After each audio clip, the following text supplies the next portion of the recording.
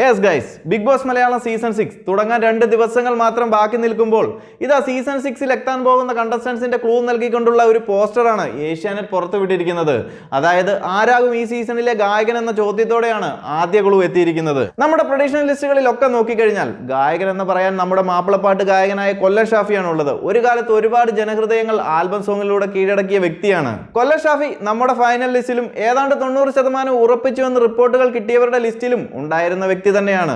കൊല്ലം ഷാഫി തന്നെ ആകാൻ എല്ലാ ചാൻസസും ഉണ്ട്. വേറൊരു കണ്ടസ്റ്റന്റിന്റെ പേരുകളൊന്നും ഗായകൻ എന്ന ഫെയിമിൽ വന്നിട്ടില്ല. പിന്നെയുള്ളത് നമ്മുടെ ബിനീഷ് ബാസ്റ്റിനാണ്. ഒരു ഗായകൻ എന്ന് പറയാൻ സാധിക്കില്ല.